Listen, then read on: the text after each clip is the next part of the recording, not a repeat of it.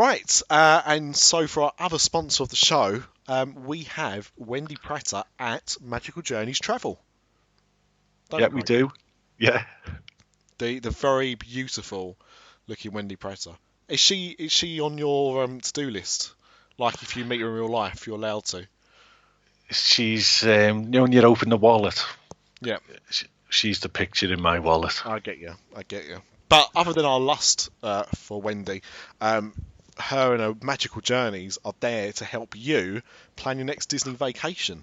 So whether that's a Disney cruise or a trip to Disney World, Wendy can help you by getting your reservations at midnight, getting those all-important Be Our Guest dining reservations or meet and greets with Anna and Elsa. And I think if you quote this podcast, Craig, get a bit of a discount on your deposit, don't you? Yeah, $25 off, yeah. There you go. So, next time you want to book a holiday, give Wendy at Magical Journey Travels a little tinkle at wpmagicjourneys.com or on Twitter at wpmagicjourneys. God bless Wendy and all that sail in it.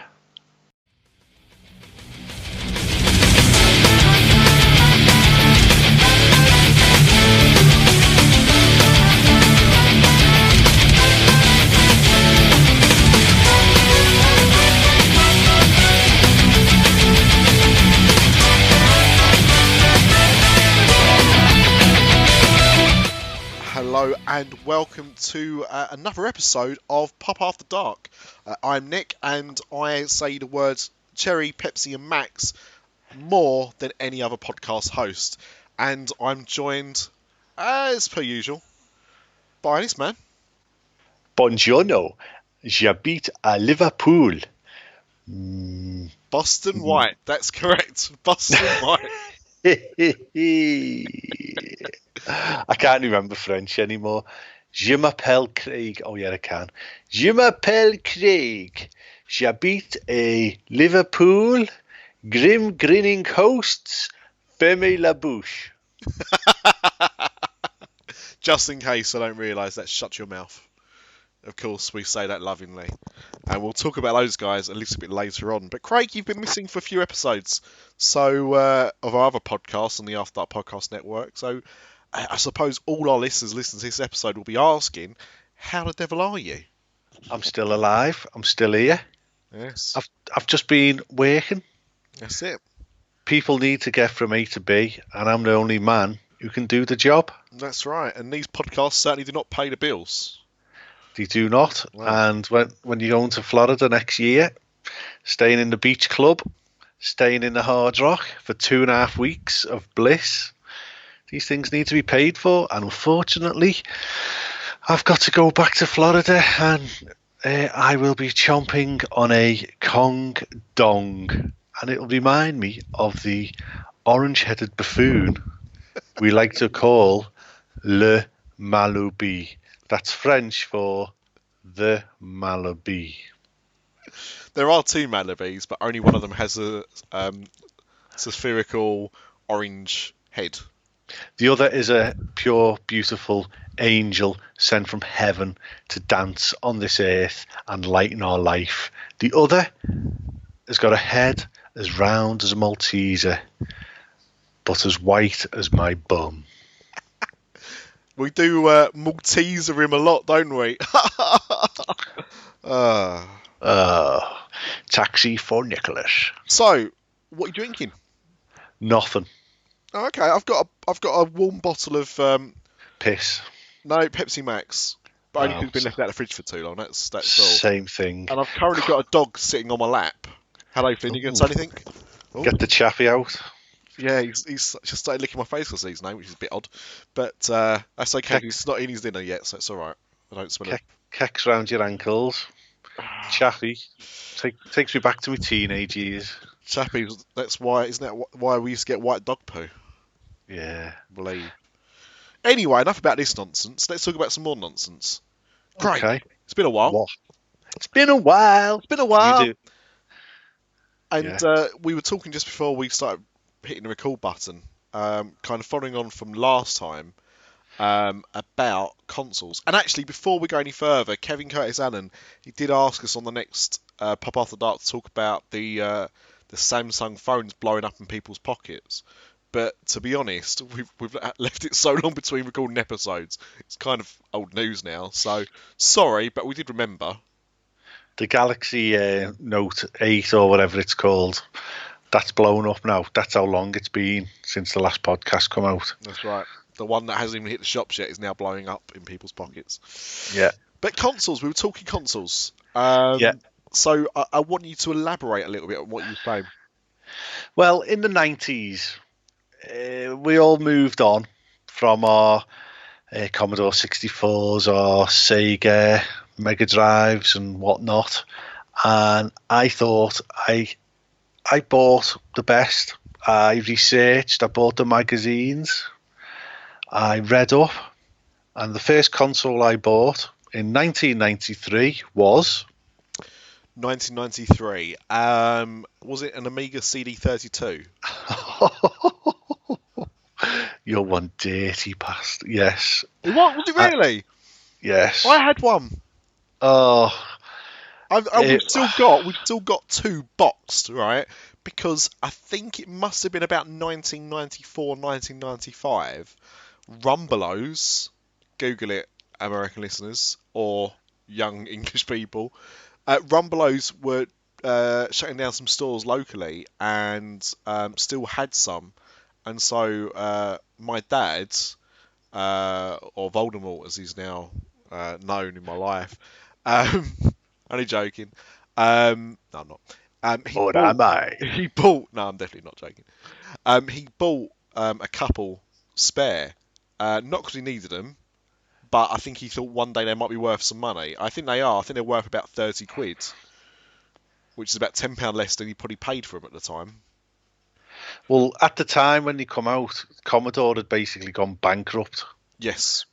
And they didn't have all the crazy licensing fees that Nintendo and Sega had. So you could go and buy a game for the Amiga CD32 for approximately £5. Yeah. £7. Whereas you could go and buy the new Hedgehog game or the new Mario game, it cost you £30, £40. But it was because of that the games were poo.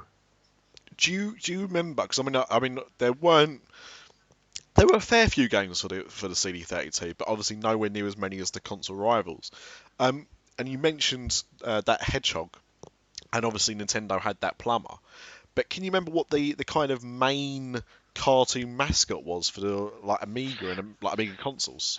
I'm going to say, because I had the game, and I'm pretty certain this is the main character going forward. It was Zool.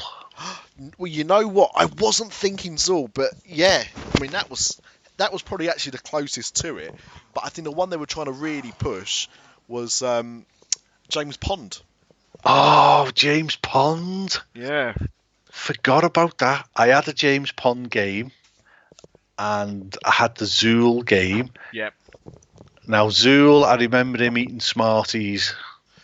I remember collecting Smarties instead of coins, or yeah, I remember there was lots of sweets involved because you could off lollipops and stuff, and I think there was a time with Chupa Chup, Bertie Bassett's and stuff. James Pond. See, I remember the first James Pond on the Amiga 500 was CAC, and then they came out with the far superior sequel. And again, this shows you how British a game it is because of the pun. James Pond 2 was, of course, called Robocod. Robocod. Because he was a fish. And it didn't have a robotic pair of legs or something. His body, yeah. So like his legs were normal like fins, or whatever the tail bit of a fish is. And yeah, his body expanded so he could go up for really long distances, so he could climb up through levels. Yeah. Yeah, I think I had it for a couple of years, and it just was because Commodore basically didn't have the same pull as the others. It had gone bankrupt. It was coughing up blood when the console come out. Oh yeah, it was a final hurrah. Yeah, being left behind, and I mean, at that time, the Sega Mega CD had Yeah. come out, I think, about a year before, which was similar. And I then, remember some of the video games, the true to life video games, and it was all actors in it. do you remember Night Trap? That was one of them. And I remember that was controversial because it was, if I remember rightly, it was like girls in a dorm or something, and there were people trying to kidnap them. Fair And enough. We've yeah, all done that. we've all done that. It's why it was so successful. But yeah, it was a little bit raunchy and controversial, and you almost saw Bristol cities and stuff. So they said it was too violent and sexually orientated, and had to take it off the shelves. But I don't think it actually did. I just think it was Mary Whitehouse and her cronies trying to do stuff like that. That's nuts. Right, okay, so fast forwarding on. Now I goes to Gran Canaria. Well, I meet Stuart Miller Yep. in September 1994. I can go and get you the date. It was the date England played USA at Wembley in about the September. It was September, yep. After the World Cup, because England weren't in the World Cup and America flattered to deceive with the big ginger fella, I seem to remember. Alexi Lalas. There you go. Yeah. So we've met up, well, the following year we go away together to Gran Canaria, 1995. Now we're playing Sega Rally Championship arcade game. Yep. And we're playing Daytona, Let's Go Away, the racing game. Yep. Now, again, research, come home, research, buy the magazines. There's a new kid on the block going up against Sega, Sony PlayStation. All right. Sony PlayStation. That's going to be cack. It's going up against the Sega Saturn. And Sega Saturn had Daytona Sega Rally Championship, and it had a football game. Virtual Striker. Right. It wasn't FIFA, and it was top to bottom, bottom to top, not left to right. Right. Striker. Yeah. I think that's what it was. Yeah. So, me and the Miller man goes into game. And he'll tell you how much it was because it was a small fortune. I'm sure it was 600s, maybe. So I mean, I got that Christmas. We got a choice. It was going to be the family Christmas present. It was going to be a console for the first time because we'd always had like Commodores and stuff like that, and we'd had the aforementioned CD32, and I was addicted to Games Master. Yes. And I remember seeing Ridge Racer being advertised on that, and Tekken, and Battle Arena to Shinden, I think it was called, which is another fighting game. And I was like, yeah, that to me looks like a load of fun. That's going to be better than a Sega Saturn. Now, I, like you, actually thought that the PlayStation wasn't going to do as well as a Saturn. But I like the lineup of games better. So that's what we ended up for Christmas. And I think, if I remember rightly, a PlayStation we got Ridge Racer and we got Tekken. And I think that was about 400 quid. Right, well, the Sega Saturn was in Great Britain for £399. Mm-hmm.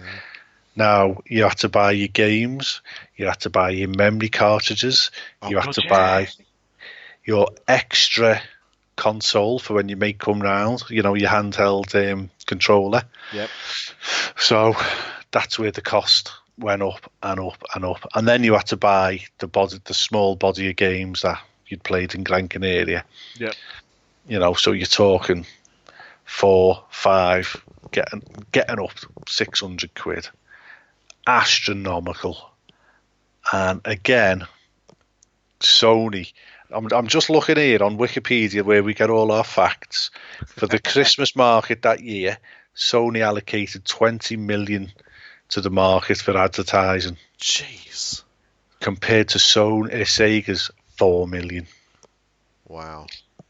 So that's why it fell flat on its arse. Well, the thing is as well, because especially, I mean, not so much now. I mean, I think now consoles kind of sell themselves. So yes, of course you see them being advertised, but you don't see them being advertised as you did back then. And yet, arguably, they're even more successful now than they were back then. Yeah. And slightly cheaper. I mean, they're still fairly expensive when they come out. I mean, I can't remember what the PlayStation 4 was when it came out, but I think that was about 400 quid. Yeah. I know PlayStation 3 definitely was, because that was the first. Thing is, like, the other thing to remember as well is, like, now, if you bought an Xbox 360, it would play your DVDs. Yeah. If you bought PlayStation 3, it played your DVDs and your Blu-rays. So you could have something in the living room which was an all-encompassing multimedia device, whilst a Sony PlayStation and a Saturn would play CDs. So you could listen to your music for it or whatever, but that was it. It didn't play your videos or anything. So pretty much you can play a game or listen to a CD and that's it. Not like what we had today. Now, fast forward to 1998-99. Oh, I know where you're going with this. Right, we've got another new kid on the block. We've got Microsoft Xbox coming out. Yep. I does my homework. I does my research. What does I buy? Go on, have a guess. Sega Dreamcast. Oh, he's 3 for 3. 3 for 3. Now, this console was pathetic. Whoa, whoa, whoa! No. Let me consign this console to the bin, because with the Sony PlayStation, you could get it chipped for your illegal gaming content. Yep. Or you could get a little memory card gubbins that went in the back. You would put a spring, you would lift up the CD lid, you'd put a spring in to trick it that the case was down. You would put a real CD game in, it would load up, you would take it out and put your pirate game in, and you could play a pirate game. It was a lot of hard work, right? I just had mine chipped. You got yours chipped. I didn't want to invalidate my warranty by getting it chipped, so I went the long-winded route. Not that we, by the way, condone piracy. No, but it was a different time back then. It was the 90s. We were all eating gruel and killing our young, right? So that's what you had to do. Yeah. It's a lot of work. The Sega Dreamcast, however, had no such security on it. So you could instantly just get knockoff games and load them in without doing anything. I didn't know this. Oh, I had nearly every game that they made. Now, do you remember the little chub things? Choo Rocket? Yep. Yeah. Now, do you remember you would have a little mini games console inside your controller? Yep, I think, and I'm right. So one thing, Craig's sitting on Wikipedia. I'm not looking at anything except for some reason Watch Dogs on my TV. Not the video game, the crappy TV show. I think it was called a VMU. Porn. Yeah. But I don't know what virtual memory unit or something. I'm guessing. So you would have like I'm sure it was on that chub game, choo whatever. You would take eggs out with you, and it was all cashing in on what are them little things called? Tamagotchi, yeah. Yeah. So you would take your egg, and it was also your memory card. Yep. It doubled up as both. So you could take your game saves to your mates, plug it into his little controller, and play multiplayer games. It seemed like a good idea, but I because I didn't buy a Dreamcast until they announced they discontinued it. So what happened was almost overnight the Dreamcast went from like £200 down to £99 to buy the console. Yeah. And I remember going and buy it with 2 or 3 games, so about £100. So I got it about a year or 2 years after it first come out. So I don't know how much those memory card things were, but they must have been a pretty penny because they had like a little screen in it. Now I'm gonna back heel a little bit because there's some classic games come out of the Dreamcast. Oh, Dreamcast was a fantastic console for games. Crazy Taxi.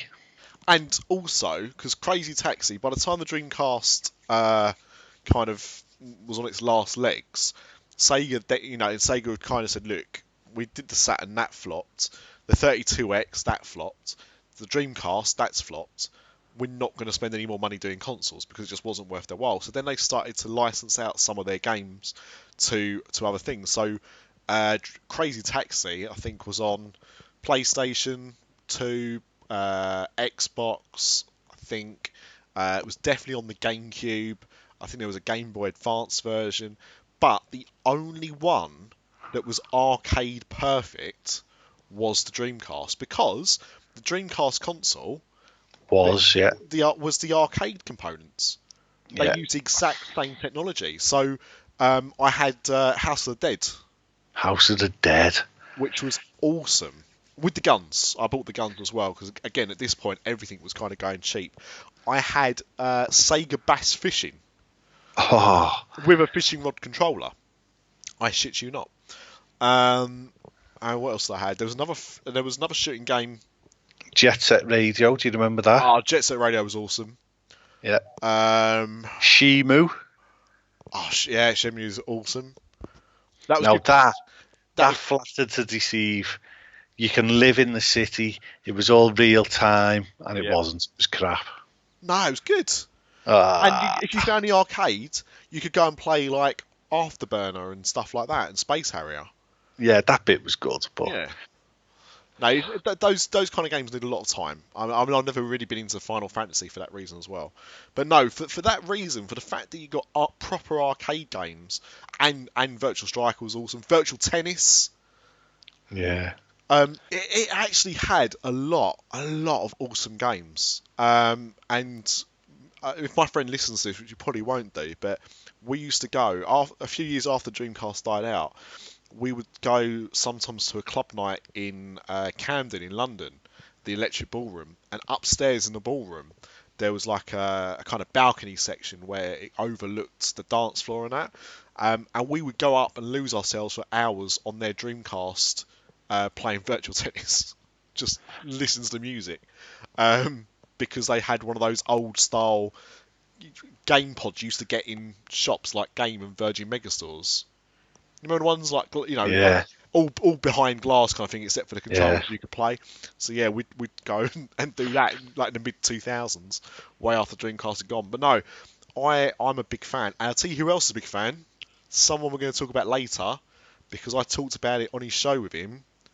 Ian Lee, big fan of the Dreamcast. Is he? Yeah. We'll talk about him later. Okay, I fell in love with Ian Lee. I'll tell you that now. So basically, what you're kind of telling our listeners is that you would just always back the wrong horse when it comes to consoles.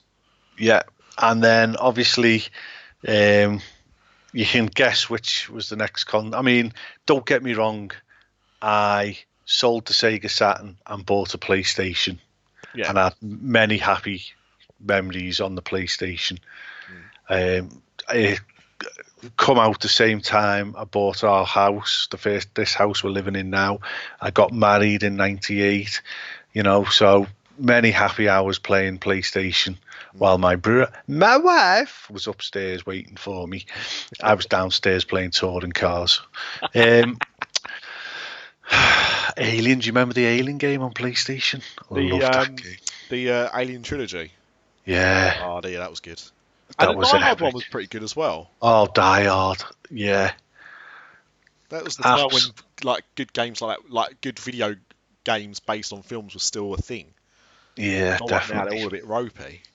So I then upgraded my PlayStation for the Dreamcast because it Yep. was the next big thing. Yep. So that obviously got kicked into touch for the Xbox. Uh, Okay. instead of the PlayStation 2, we went Xbox, and that was the first online gaming me and Stuart did, Okay. and that was for Halo. Oh, but it was so long and drawn out and in its infancy, the online game, and you had to buy little extensions, little gubbins, little modems, all Yeah. sorts of little contraptions to stick in the back of it just to get it to work. Spent hours on the phone with Microsoft support getting it working. And I think this was the days of AOL. It must have been Yep. AOL dial up. Yeah. Probably Must, would have been. Yeah. Yeah. Because you know, I trialed broadband in 2000 for BT, and I had an ADSL connection in my house just because my dad worked for him at the time, and we was a trialist, and I was getting about 1 meg, I think, at the time. Now we'd been used to like 64 kilobit. So this was huge, and because there was no one on the connection, like no one in the street had it, because it was just a trial. So it meant that I had that whole capacity. There was no one else was eating it out. Pardon the expression. Like no one was interrupting it. So I was getting completely speedy internet to the point where this was the days when Napster had just come out, and I would go, right, I want to download some music, not realizing how naughty it was, obviously very bad. And I would go, right, I'll have this album, this album, this album, this album, set them to download, come back after about 10 minutes, and it'd all be downloaded. oh, I can remember when Coldplay were relevant because they're not anymore. They're just old men like us now, just singing on their past glories. But whatever. Um, their first album was it Parachutes? Yes, yes, It yes, it was was. all yellow. I went to bed. I started downloading that before I went to bed. Got up the next morning. I had 5 songs. That's it, yeah, because at that time we were all on slow internet connections. I remember trying to download not even download, I think stream the Phantom Menace trailer, and I had to Oh, leave that overnight for a 2.5 minute, well, probably not even that long actually, trailer, and that I was it. got a, as I was told, a perfect quality video of the Phantom Menace. Pirate, of course. Yep. It was a fiver, it cost me a fiver, and I bought 5 of them to give out to all my family. The hype was so big for this film coming out, the new Star Wars film. Oh my word, how I ate my words. And when I phoned up the fella and said, what you've sold me here is a pile of shite. I don't know what you're talking about, mate. Mine's perfect on my telly. Oh, it was snowing, it was hissing, but still watched it. I remember I went to see it the first showing at my old cinema. Now, what's quite funny about this cinema is that cinema was in Romford, and it closed down about a year or so after because the multiplex opened across the road, well, down the road. And then about 4 years ago, somebody sold their house to reopen the cinema, and it's now the £4 cheap cinema. No way. And it's brilliant. It's brilliant. Everything's the same except all the all the projectors and stuff are now up to date, so they all do 3D and 4K and all that. But everything's Did he the same. stop for an interlude? They did not stop for an interlude. No, we stopped that by the late 90s. But I remember going to see it. It must have been about 8 o'clock in the morning, the day it came out in the UK, and I remember leaving there and trying my hardest not to be disappointed by it. I knew it wasn't good, but I think I was so in love with the idea that it was going to be good that I denied myself how I really felt for a long time. It took, I think, about a year or so later, I was like, no, that was really cack. Now you're the Star Wars dude, aren't you? Yeah, I suppose. You know, I like the Star Wars Yeah. films. Okay. Yeah. You know what I mean? But you are the Star Wars fella. Yeah. Now, I have rewatched the um, prequels You recently, you have my condolences.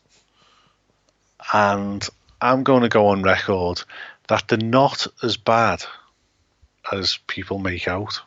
Just like a man of the other week, you obviously are entitled to your opinion, and it is completely wrong, but you are still entitled to it.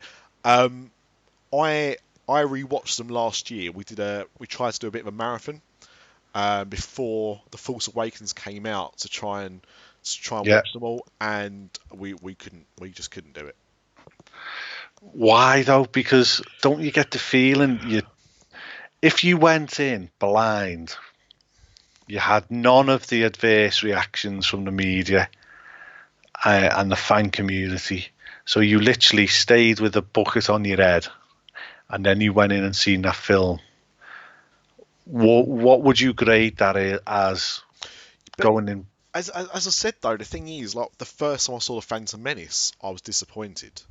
And that was before, I saw it the day it came out. There wasn't all the reviews or anything, or I wasn't privy to the reviews anyway, because although I was kind of like on the internet back then and it had come out in America a few weeks earlier, I hadn't really read anything about it. So I went in blind for that one. Now, Attack of the Clones, I don't think, I think that came out before the reviews come out again. So I went to see that and I enjoyed it quite a bit, a hell of a lot more than Phantom Menace.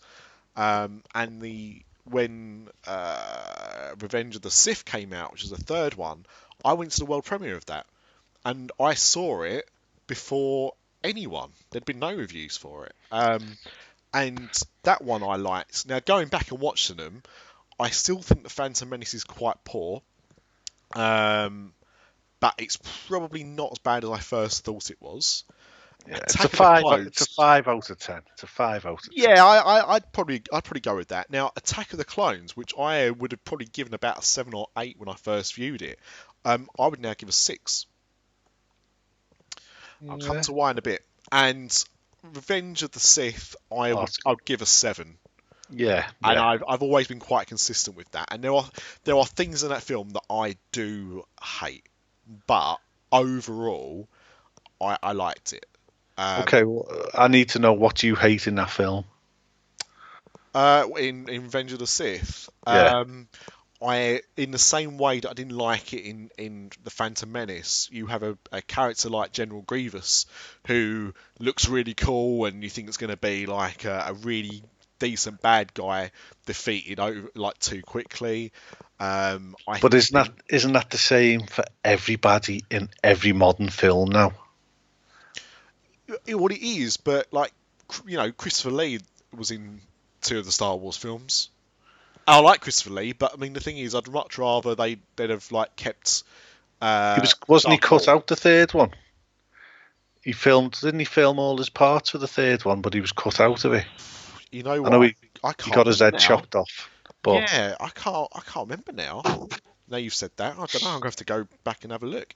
But I just think like they were too interested in creating cool characters. So like it was the Boba Fett effect. In yeah, Darth Maul looked really cool. he did. And Darth did Maul's nothing. pathetic. That's what I mean. Yeah, But he's probably the coolest looking Star Wars villain. General Grievous looked like he was cool, and he wasn't in the film for hardly anything. And I didn't like his constant coughing stuff. I know there was a backstory to it, but who cares? Um, I didn't like nearly any of the dialogue between Anakin and Padme, Queen Amidala.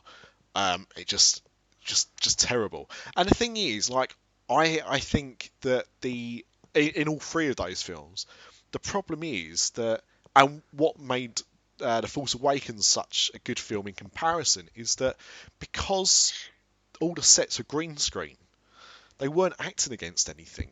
And I think it really had a negative effect on the performance of the actors because Natalie Portman's actually a good actress, but she's crap in those films. Ewan McGregor is a good actor, but he's not good in those films. And he hated the experience as well. He hated working on him. You know, And but he's also said he'd go back to the role. because his uncle is in the original Star Wars. Do you not think though? Right, I think we've had this conversation. The Jedi's were that arrogant. They were that ancient. They couldn't see obviously the forest for the trees, the danger that was right on the tip of the. They didn't know what was coming. Spoilers. Yeah. You know what I mean? It was the general, whatever his name is, the Lord, the baddie. Emperor Palpatine, yeah. That's the fella. Yeah, absolutely. Right? Yeah. But don't you think they were directed? Don't you think they come across as very suave, very laid back? They never rose their voice. They never got angry. Do you know what I mean? Because that was all leading to the dark side. So they were very controlled in their mannerisms for everything, weren't they? They were very stale, very stagnant, very still. Yeah, no, you're right. But again, I mean, I don't think they were particularly good stories. I think I don't know what it is with George Lucas. Like, I mean, when you go back, so I said about not enjoying Attack of the Clones, right? The reason why I don't enjoy Attack of the Clones and actually feel worse about it over time is because in all of the Star Wars films, he's nicked things. But if you go and watch John Carter, Yeah. he nicks so much of that, and a lot of the action sequences in Attack of the Clones are very similar in John Carter. And for those that don't know, John Carter came out around the early 1900s, Yes. the early 20th century, so 1910, 20, around that kind of time. So a lot of, it's not that John Carter stole it from Star Wars, it's the other way round. And it just kind of, that one in particular really kind of glares at, what was influencing him. And there's nothing wrong with influence, but it seems like what we all thought were original ideas were just kind of nicked off other people and just slightly spun around. Now, the original Star Wars films, he only wrote the first one, am I correct? He only directed the first one. And the others he brought in. He brought in other directors, yeah. Did he not have other writers, or did he write all of them? I think he wrote them with other people. But on the prequels, he did everything himself. Yeah, and it showed. It's typical of people that think they. I get it, it's his baby and everything, but sometimes you need someone to tell you no, that's not good. Sometimes you just need a slap. Yeah, that as well. But so, I mean, I don't think they're the worst things done to mankind, but at the same time, I would love to see those original three done again. And the other thing as well on that, just the final thing I'll say, is another reason that I don't like them, and I think a lot of people feel the same way, is that, again, going back to how it was filmed, they don't look anything like the original films. Now, No. when you're talking about films that are set before those, you need to try to make them look very similar, or in a way older. And yet they look too new. They look too modern. Yeah, but don't you think that was because the Empire, by the time you get to Star Wars: A New Hope, the Empire's been ruling for how old's Luke Skywalker? 16. So it's been ruling for 16, 17 years. So everything's a bit dirty, everything's a bit manky. Whereas it's not about how clean things look. It's the fact that it's like nothing looks real. That's the thing. That's the thing. When you those original films, they have sets, they have locations. Episode 7 and Episode 8, they've been filmed on location with real sets. The Millennium Falcon was built. You know what I mean? In those new, in episodes 1, 2, and 3, nearly everything was an effect. Yeah, they were acting with tennis balls on sticks, weren't they? Even like the spaceships, a lot of those weren't actual sets. They were just, waiting to be filled in afterwards. They'd sit in a box. Now, isn't there an argument then for him to go back in? Now the technology has moved on, and it has magnificently. I mean, if you go back to the first Harry Potter film, some of the CGI of Soft Lad on his broomstick is pathetic. Yeah, Or, but you and know the what? original Spider-Man, Tobey Maguire, when Tobey Maguire is doing his stuff as Spider-Man flying through the air, it's pathetic. But this is what I don't understand about CGI, right?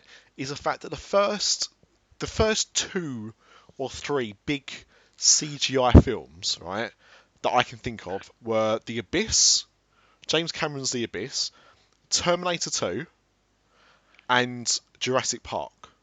Have you seen any of them recently? Yeah, I watch Jurassic Park quite regularly. Jurassic Park for me has still got some dolls in, some puppets. Yeah, no, it has. Yeah, it has. Now, the CGI, I think, in Jurassic Park is of its time and is now weak. No, I disagree.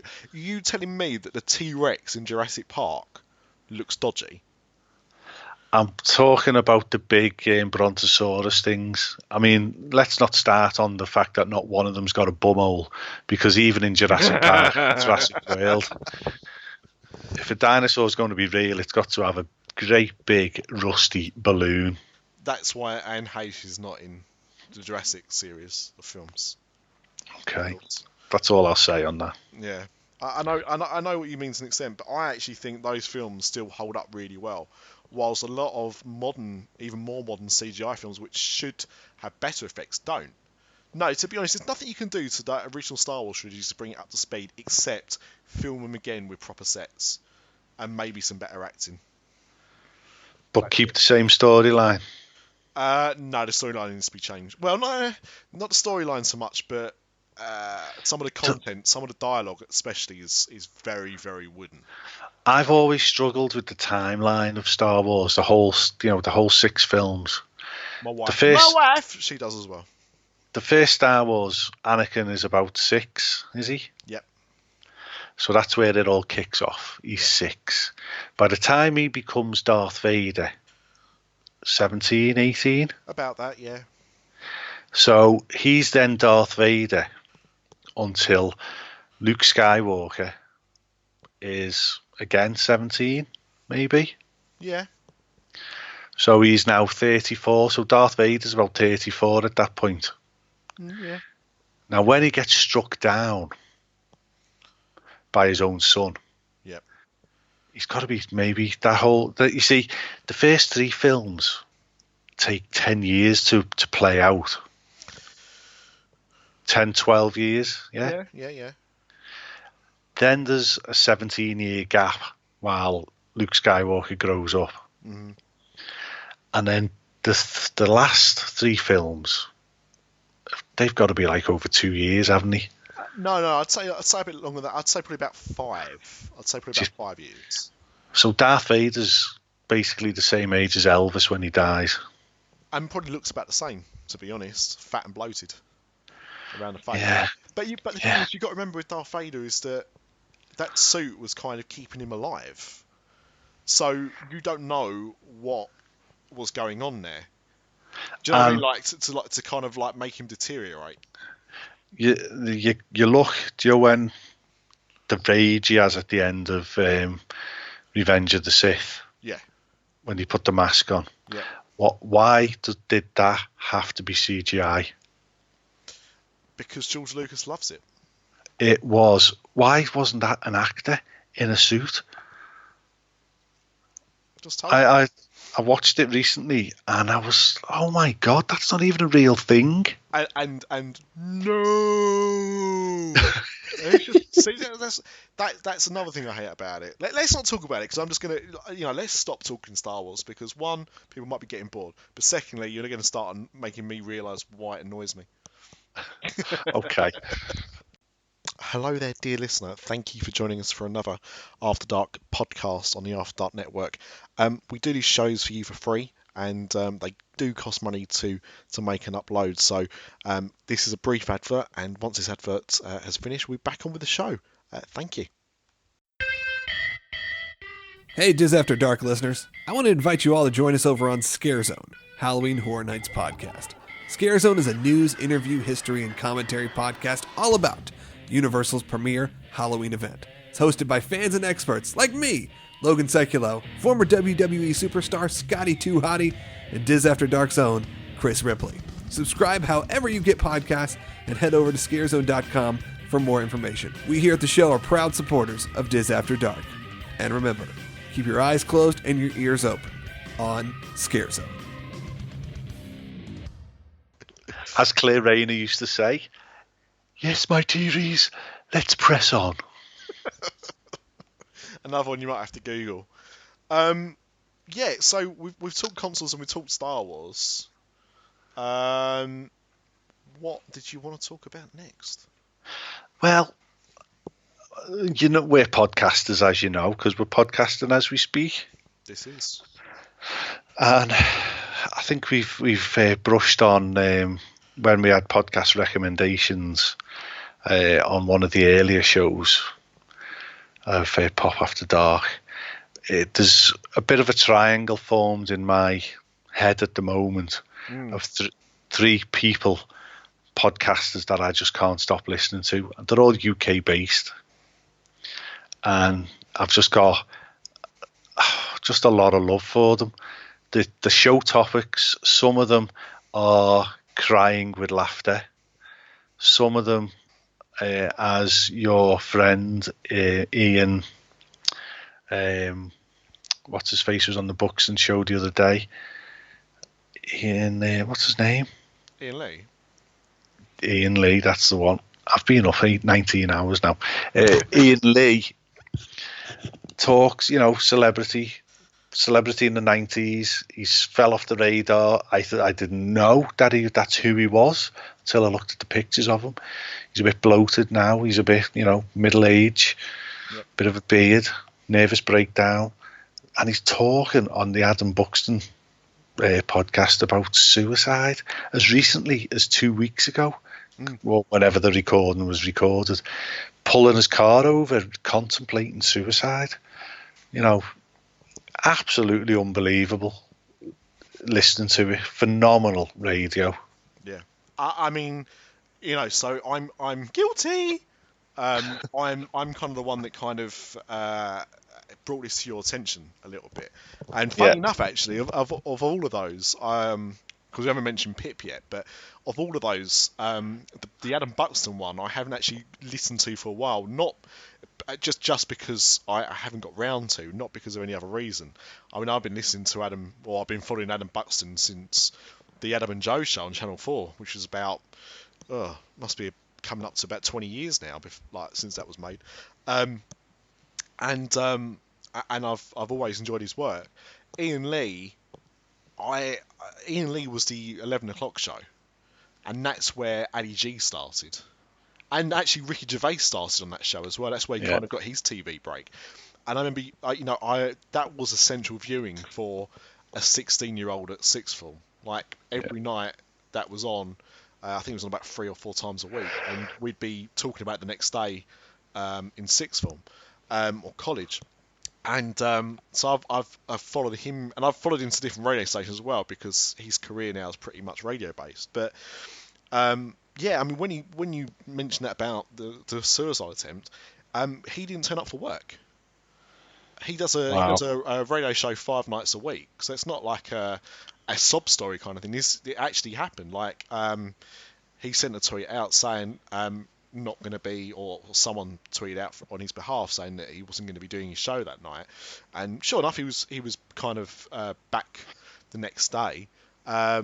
But yeah, he's someone that suffered with mental health issues, and is quite open about it. And I think what's good about someone like him in that position is the fact that it's not the only thing he talks about, but he's open to talking about it publicly. And I think it's one of those things that generally people have not really talked about. And I think it's right that he does, and I wish other people would as well. But yeah, I mean, he wouldn't call himself brave, but I think in some ways it is kind of brave to be open and honest about that kind of thing. Have you listened to him on Scroobius Pip yet? Yeah, absolutely phenomenal. I And mean, Scroobius Pip is a genius anyway. yeah, Such a good show. I'm bang up to date on Scroobius Pip. I've just listened to the latest episode that dropped today. I listened to it this afternoon while I was doing the ironing. And again, it's a post-Trump election episode. Well, we started the trend with that last week, so let's not give Pip all the credit for that. Yeah, it's nomore.org, and I think it's Brian Dolan or Bobby Dolan or Billy Dolan. It's B Dolan, not to be confused with our own P Dolan. Yeah, I think it's a cousin. Oh right, okay, he's an American cousin. Yeah, like my Uncle George. Yes, I've just been slagging off for the last 20 minutes. Yeah, so what I'm going to say is take the time to go and search for these 3 podcasts. They're not going to be in the show notes because I can't be asked doing show notes. If you want to. So you've got Distraction Pieces podcast with Scroobius Pip. Go and work through the back catalogue. There's some absolutely belting episodes in there. Then you've got the Adam Buxton podcast. Again, the latest one is Matt Berry, and it's brilliant. He is Berry. Exactly. And then obviously the last one is an edited version of Ian's radio show. Yeah. So it's 3 hours condensed down to around about an hour, generally. And this is hard work because they're so regular, they're daily, and there's even sometimes 2 a day. Yes, occasionally, yeah. And I don't know if you've noticed, but quite a few callers, because so Craig knows this because I told him, I actually call in quite regularly to Ian Lee as Bruce from Ilford. And I had to give myself an alias because of the first thing I talked about was a little bit controversial. Not quite slanderous, but it was a bit risky. So I gave myself a fake name about to do my old career in TV, and it kind of stuck. And when you phone in to talk radio, they keep a record of who you are. So whenever I phone in, they know it's Bruce because the number I call in from. So they know me on there fairly well. And quite a lot of the callers, when they phone in, greet Ian by saying hip hip hip. And I actually was the first person to use that to Ian Lee, and he adopted it as the kind of catchphrase of the show. And you still phone in? I've not phoned in for about 2 weeks. I mean, there were times I'd probably phone in 2 or 3 times a week. I was that regular. But now I just phone up on occasion. But I phoned up a few weeks ago, didn't I? Because I told you what episode it was in, talking about my kids. But so if you hear a familiar voice and not recognise the name, it's probably me on that. But I mean, I think all 3 of those are great shows. And what I would also say as well is I've got a really nasty habit when I listen to podcasts that have interviews of purposely going for shows of people that I know. So with Scroobius Pip, he's interviewed everyone from Russell Brand to Simon Pegg, Nick Frost, and you kind of go, oh well, I know their work, so you'll kind of listen to their episodes. But some of the most entertaining episodes are people that you may not be aware of. So Rufus Hound is a British comedian. His episode's really good, and that was one of his early episodes. So that's one to kind of check out. But so that's my tip if you're going to go through those is don't just go for the big names. You'll be pleasantly surprised. Yeah, definitely. And we've got to give a shout out to a new podcast that hasn't it's still in the birthing canal, I think, isn't it? It hasn't sprung out of the podcasting vagina yet. It hasn't burst out of an egg like Monkey did in the opening credits of the 1970s kung fu soap opera Monkey. But I believe it will be coming out soon.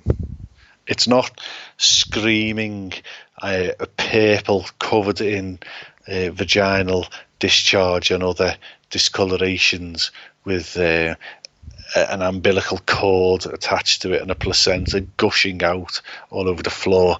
It's the four balloon heads, borderline special needs that we all like to refer to as unknown as yet, but soon to conquer the world. Grim Grinning Hosts. Yeah, see what they've done there? Play on words. Play on words. Of course, other types of discharge are available, not just the ones that Craig listed. But yeah, it's kind of a bit of a hodgepodge, isn't it? Of talent, and that's not an insult. That just talks about the different backgrounds that they're from. It's like the Beatles. One of them got together with a Rolling Stone, and they got together with a monkey, and they got together with one of Simon and Garfunkel. Yeah. That's what it's like. Yeah, it's not a bad description. So you've got Hunter from UUOP. You've got Travis from Dead Man's Digest, which itself has sprung from the vagina of UUOP. Then you've got Adam. What's his second name? It's a bit weird, isn't it? Buck Lightning. Yeah, Buck Lightning. President Buck Lightning from the Metal Hand of God podcast, amongst others. And then you've got an unknown, I've never heard of him before, In the Loop Kenny. Now, allegedly, he wheezes sitting down, but he poos standing up. I quite often wee sitting down, but I do not. I've never tried to poo standing up. Kenny can do that all hours of the day. So that's quite a talent, though. That is quite a talent. You got to give him quite credit for that one. And I don't know what the in the loop bit is. Well, it's his podcast. It's in the loop, but I think he's notorious for drilling glory holes in amusement park toilets. I believe that is where he's got his reputation from. Yeah. So, and that's how we met Hunter. That doesn't surprise me. I don't know Hunter all that well, but anyone that can be such a close associate of the Malibis must have some kind of skeleton in their closet like that. So Hunter literally walks with a lisp and talks with a limp.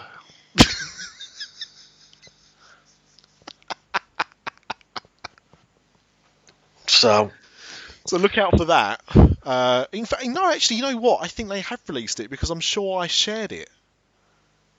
I think I shared it on our Diz After Dark page. That they've put out a show zero to a select few. Oh well, I've shared it. Oh yeah. Just put it out there. Yeah. So go and give it a listen. It is the only thing I would say, and they did ask for any advice or anything. So if they are listening to this, which I hope they will do at some point, my only advice to you is to try and keep it under the time that you did, because the first episode 0 is about 2 hours, and I do struggle with podcasts that are over about an hour and a half. How long have you been recording? No, we're not even at the hour mark yet, so that's all right. But yeah, so that's my only thing, is that I'm more likely to listen to you if you're an hour to just over an hour, but 2 hours is. Yeah, I mean, they do apologise for that, don't they? It was a getting to know me, because half of them have never met. Yeah. You know, they just get in a dark room and record together. That's what we do. Well, yeah. Except without the dark room bit. Yeah, but we're naked. I wish we were. Oh, I'd love to. There was one thing we talking about earlier on, and we haven't. So this could be the last thing if you want it to be. Yeah. If you want. But actually, before we talk about that, I am going to just say to anyone that's not watching it already, go and watch the 20th season of South Park. Oh. I know a lot of people stopped watching South Park a long time ago. About season 4. that's it. That's what most people did. I stopped to about 4 or 5 years, and actually realised what they did with South Park was become incredibly smart with their stories. That wasn't about kids being kids swearing. It was actually about making political and social comments in form of their cartoon, and it's actually been very good for a long time now.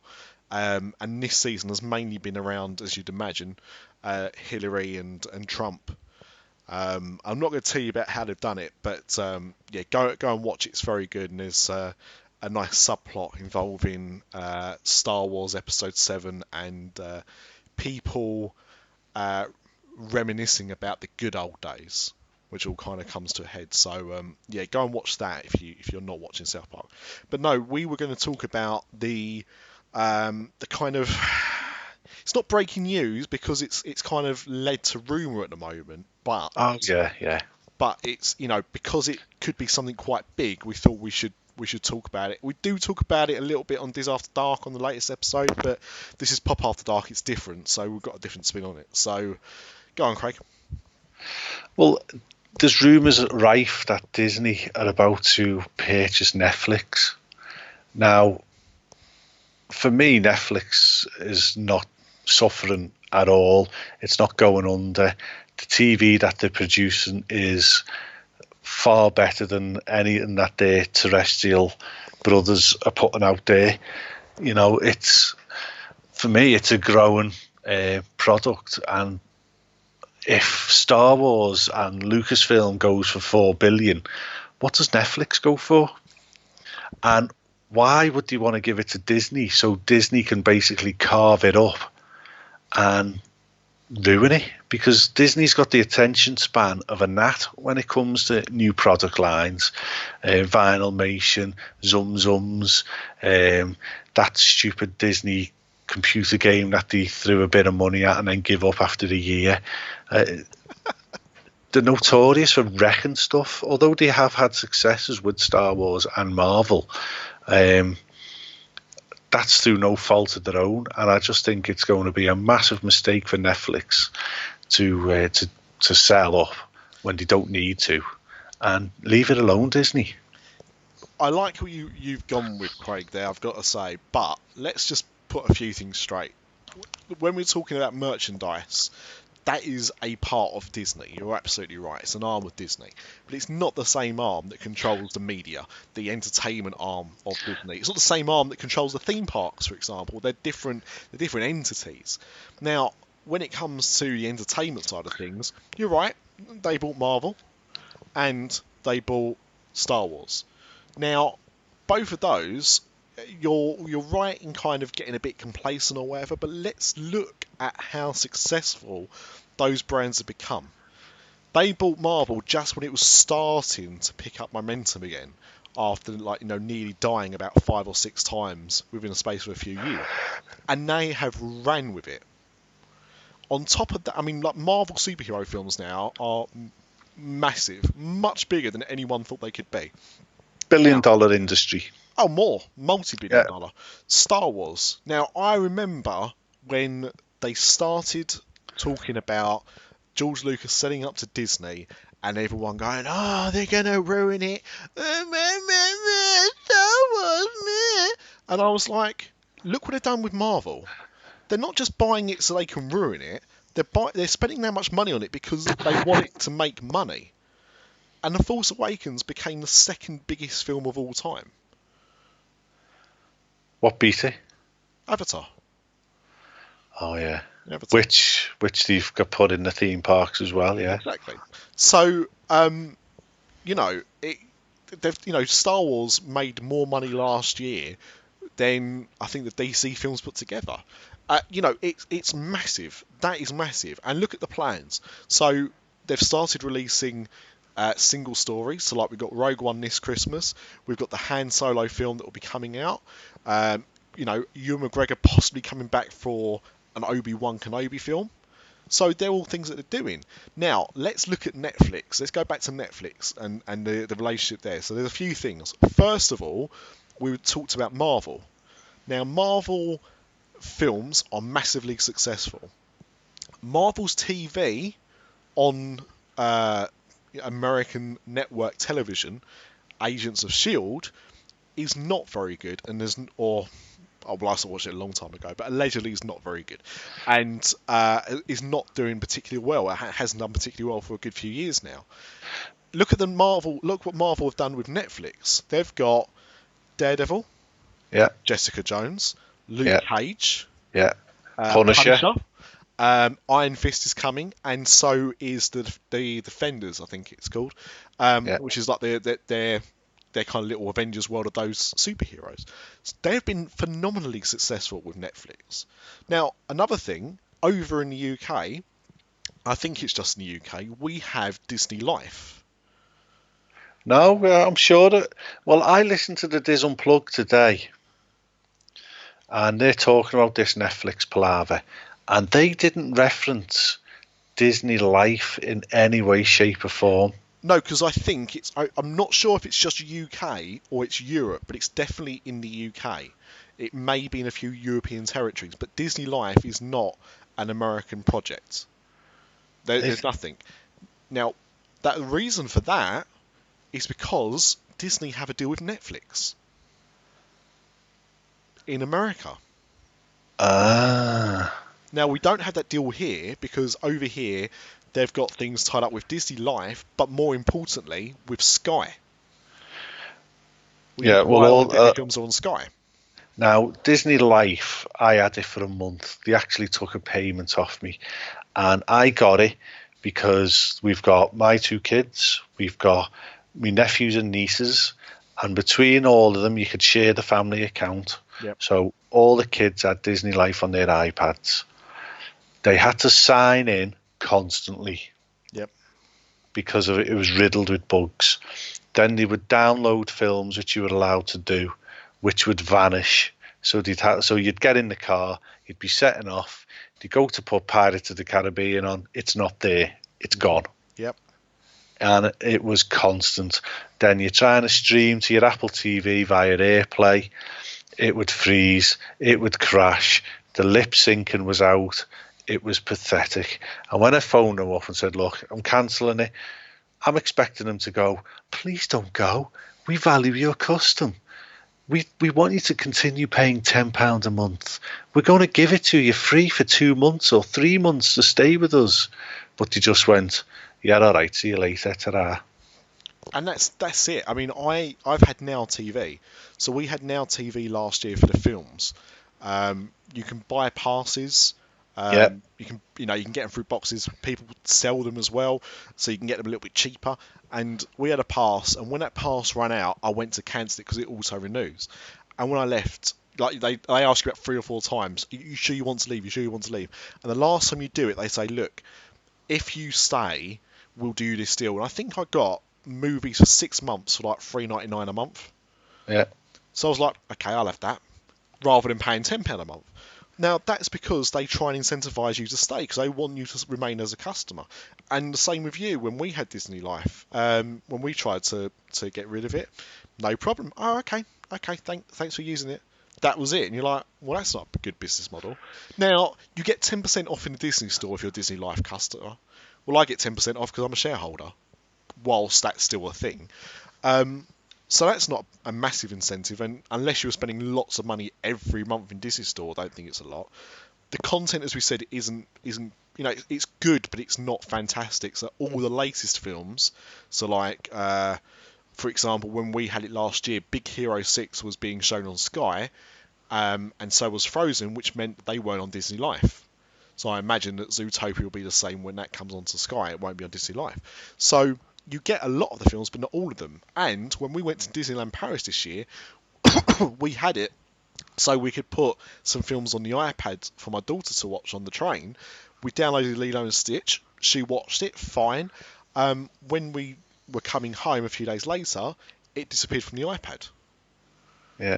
Just disappeared. It was there, then it wasn't. And we didn't have time to download it again. So it defeats the object of downloading a film as far as I'm concerned. Because you have to watch it through the apps. It's not like you can download it on your film and not have the account. If you don't have the account, you can't watch the film, whether you downloaded it or not. So I don't understand it. It just seemed very flawed. So what I'm saying is that Netflix and Disney already have a good working relationship, and so I think if they continue in the same vein that they've been doing with the other properties they've bought, such as Star Wars and Marvel, and kind of leave it for the most part alone, and just make more things about it, I think that's fine. I think that's only for good. And why are Netflix looking to sell? I'll tell you why. Because their numbers are still good, but they can see the trouble in the water. What is the trouble in the water? Because Netflix is on every single device. Doesn't matter. The thing is, like, Netflix doesn't, obviously it's global, but it's still focused very much on America. Now in America, so over in the UK we have iPlayer, we have BBC iPlayer, we have ITV Player, and we have 5 on demand, whatever. So we can watch our terrestrial channels again. But when it comes to streaming, we have Amazon Prime and we have Netflix, and that's it. In America, you have things like CISO, which is all about comedy. So nearly all of the comedy programs are on there. They have Hulu Plus, and that lets you watch what you missed last night on TV. So anything that was on Fox, that was on ABC, that was on CBS, whatever, is on that. CBS are now launching their own platform, which is going to be showing the new Star Trek series, for example. And also this week, DirecTV was bought by was it AT&T, I think, which is Time Warner. Now that would show things like HBO shows, for example, which you do not get on Netflix. This is why Netflix are trying to produce as much content as possible. It's because they can't have the content people are watching elsewhere. Now, if AT&T bought DirecTV and start offering their own kind of streaming service that has HBO and all of the other, like True TV and all these other networks for a monthly fee like they have with Netflix, people are going to go, right, what do I want to spend money on? Do I keep buying Netflix, or do I pay this much more and I get this service that gives me things like Game of Thrones?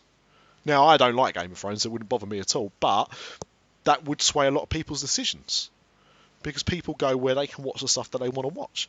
So there's a lot more competition for Netflix across the globe than they have certainly in this country. Well, our Now TV is Sky. Yeah. So for £6 a month, I was able to watch Game of Thrones through Fox. Yep. Through HBO on Now TV, £6 a month. Yep. No, that's Sky. I'm on Virgin. We can't get it. Whatever. The kids, we pay $2.99 a month for Now TV for the entertainment package for the kids. So they can watch on their iPads, all Nickelodeon, all that type of stuff. Yeah. So what are Disney going to bring to Netflix apart from a massive price hike? And probably they're going to ruin the app. They're going to dumb it down. They're going to, next thing, it won't be on the Apple TV. It'll be pulled off the Apple TV. It'll be pulled off the smart tellies. No, it won't. Look, there's a reason. The reason why Disney Life was on Apple was because they didn't sort of pull their fingers out and get the app sorted out. They wouldn't take that off of. Look, Disney and Apple have a good relationship, generally. But Disney and Apple own each other. Pretty much. They've both got shares in each other. Yeah. But so I mean, I don't see that. I think that's very much a worst case scenario. I honestly do not think that's something that we need to be worried about if that was to even happen. But the point is that people now. I mean, I was having a conversation with somebody recently who was thinking about leaving Sky. Now I had BT TV. You have Virgin. So neither of us give money to the evil man known as Murdoch, except both of us have been guilty of using Now TV, which does pay money to Murdoch. But I do not understand why people insist on spending, £60 to £100 a month for Sky TV when you can pay £6.99 for the TV, £9.99 for the movies, so that's £17, give or take, a month to get nearly all of the Sky features. all the Yeah. Sky channels that you're going to watch on I've demand been when you want to watch them. I've been tweeting Virgin Media back and forwards this week because we've got a TiVo box. We were one of the first people to get a TiVo box. We've had it for 5 years now. Mm-hmm. It's obsolete. Yep. It's pathetic. It's slow. It dawdles. It's got a 500 gig capacity. Are you talking about TiVo or Lee Manabe? Sorry, I got confused then. Same thing. Okay. And we're paying. And considering I'm staff, I work for Virgin Trains, I get next to no discount. Mm-hmm. It's pathetic. Mm-hmm. I'm a cable cutter. I want to cut the cord. It's happening across the planet. People are going, enough's enough. I can go on Now TV, £6 a month, £3 a month. I can go to Netflix. I mean, my Netflix went up to £8 a month. Yeah. He said to me, "You're going to pay £6 a month for the next 2 years," because I was on the original package. So Yeah, mine recently went up. I joined Netflix when it first launched, and they've just put mine up. But they put everyone else's up about a year ago. So yeah, yeah. a bit of a rate, but you're right. Cable cutting is a thing. It's massive. And in America as well, like people pay a similar amount. I remember looking at seeing adverts when we was out there a few years ago, and there was 2 or 3 big cable providers, and people were paying over $100 a month for cable and not getting all the channels because some of them were exclusive to the other provider.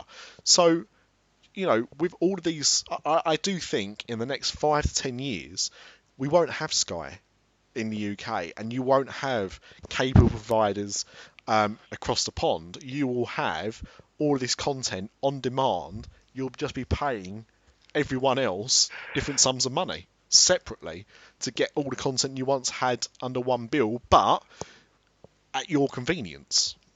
The thing for me that is interesting is Apple considered buying the rights to the English Premier League. Now, Sky ultimately and BT ultimately won it between them for the biggest payday in history for Premier League football. Was it 4 billion or something, whatever it was? Ridiculous sum of money, yeah. Now, on the Apple TV, I've got the 4th gen in front of me here. You've got the NFL, the NBA, the OMG, whatever other sports, right? Yep. Now, you can buy a season ticket for £100, for £120, for all the American football games, for all the baseball games, for all the basketball games. Yep. If you're a West Ham fan, I'm a Liverpool fan. If Apple bought the rights to Premier League football and they said to you, you can have the West Ham app and you can have every West Ham game screen live into your house, you're going to pay for that. Yeah. £200 a year, £100 a year.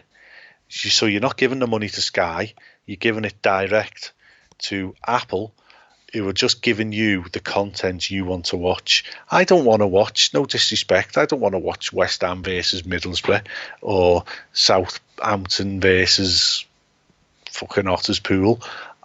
I want to watch Liverpool games. But that's the thing. I mean, I was having this conversation with somebody at work a few weeks ago about, I couldn't justify paying for the sports package. Now, the sports package is the most expensive of all the Sky packages. So I think it's about £30, £40 a month, something like that, just for the sport. Now, you're not entitled, you can't watch all of the games. You watch what they put on at that time. And most of the time, for every time there's an Arsenal Spurs derby, there is, Southampton versus Norwich. Yeah. And you don't want to watch that. And I said to him, for me, I'd only watch 1, maybe 2 games a month, probably. And he's like, yeah, well, because, I pay the money, I watch as many games as possible. And it's like, but that to me is not fun. That's you trying to justify why you're spending that money. But that's exactly why you shouldn't be. The price of football that they're spending on football is obscene, and it's transformed the game into a terrible, terrible thing now. It's a terrible, terrible beast. And and it's a worse place because of it. But it is what it is, and there's nothing we can do. I would love for the next Premier League negotiations for BT to pull out completely and leave Sky having to pay for everything. I think that would be an interesting situation. Or then both just turn around and go, you know what, we're not bidding anywhere near as much as we did last time, because it's just turned into this ridiculous war, and when's it ever going to end? The only people that lose out are the football fans, really, as far as I'm concerned. So, but you're right, that is potentially going to be the future, that they do deals like that, and we will be suckered into paying for it.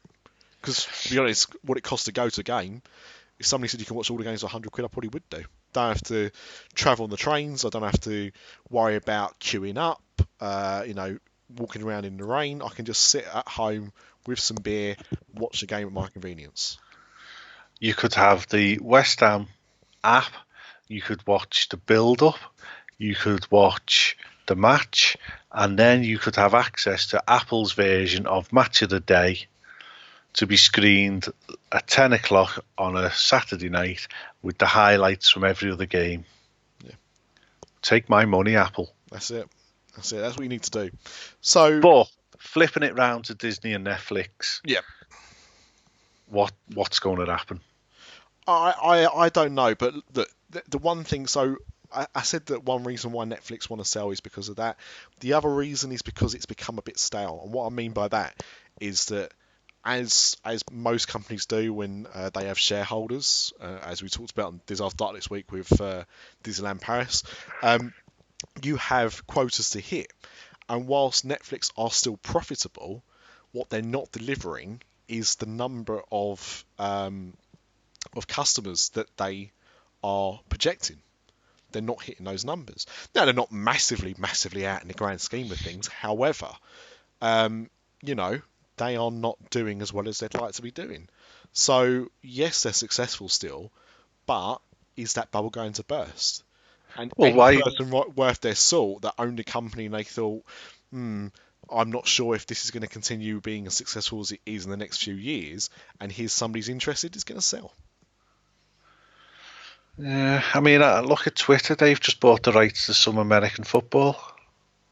Have they? So, yeah. You can watch American football on Twitter now. And Disney were rumoured to be buying Twitter. So why not show some sports on Netflix? Yeah, it's not a bad shout. It's not a bad shout. I mean, Orange is the New Black. That's every man's guilty pleasure. I've still not seen an episode. Oh, mate. There's camel toes left, right, and centre. Oh, and Ruby Rose. So, I mean, there's no reason for me not to. I just haven't got round to it. I also haven't got round to watching the Marvel series on Netflix. I've got them on my list to watch. I haven't watched them. At the same time, I did watch Pee-wee's Big Holiday. Yeah. So I do watch original Netflix content, and Making a Murderer was the most compelling thing I'd seen in years. We've just watched the Pee-wee Christmas special from 1988 on Netflix. And our Grace is now working her way through all 5 series of Pee-wee's Big Playhouse. I used to love Pee-wee's Playhouse. It's very odd because in the UK, like, we never got it. Like, in America, it was shown on network television. We never got it until, I think, the early 90s, and Nickelodeon showed it. And I was aware of Pee Wee Herman. I'd seen him in things, and I'd seen one of his films. His second film was on Sky quite a lot when I was a kid, but I didn't really know too much of him other than when Nickelodeon started showing it. Ironically, it was about the time he'd got arrested in America for lewd conduct, and his career was over. But yeah, so I really enjoyed Pee-wee's Playhouse, and I'm glad that a new generation are finding it. How old is he now? 60. Yeah, he's in his early 60s. Yeah. 64. Yeah. Oh, it's clever that if you actually see the making of that new film, they in the post they kind of edited all of his footage to smooth him out to make him look as young as he did back then. I mean, to be honest, he still looks good for his age, but they just kind of smoothed out the wrinkles and stuff just so he looks more like he did originally. Very cleverly done, but yeah, I've got time for Pee-wee. I think they should bring back Alf. Oh yeah. I used to love Alf. What about Bird in the Big Blue House? Yeah, I was never such a fan of that, but I was aware of it. Alf. Yeah. We'll have to. Cats. What's right? This is for the next show. Next show we're going to do Christmas ideas and best Christmas, retro Christmas presents and best Christmases we've ever had and the worst Christmases we've ever had. But also, what was the defining year of your youth? And let's just put it out there. So mine was 1984. I was 11. So that's all I'll say, and we'll come to that next episode. Look, I'll have to have a think about that one. There's a couple that might take it, but yeah. So we'd love to hear your suggestions. So if you email us, Craig at DisneyBrit@gmail. DisneyBrit. Don't email them. Adam Gunker's like that. Crikey, we've got an email, and it's not about being a tree. disafterdark@gmail.com. We want to know, what was the defining year in your childhood? So like I say, mine was 11 years old, 1984. So why was it the defining year? What were the films of your year? What was the album of your year? All that type of stuff. The sporting events you remember. And then what was the best and worst Christmas presents in your youth, basically? Yeah, so we want to hear all about the things that you wanted for Christmas, you got for Christmas, both good and bad. So yeah, the anticlimaxes, the things that blew your socks off. And literally, if we get an email, I will eat my own dagger of lust on the show. That's his penis. I'll remove your ribs. So yeah, email us there or send us a message on Facebook at Diz After Dark. Sorry, facebook.com/Diz After Dark podcast, because we haven't got our own page for this one yet. On Twitter, we are Pop After Dark. Pop After Dark, I think, something like that. Yeah, well, find us on Twitter anyway. And you can message us on the Facebook page or send us a private message. And if you do contribute, we will read it out. Just ask Kevin Curtis Allen. We did that earlier. So thank you for listening. Hope you've enjoyed it. We'll try not to leave it so long next time. This next one will be recorded in about 2 or 3 weeks, just before the start of Christmas. So get your things in, and we'll see you hopefully on the next show. Grim Grinning Hosts, suck my balls.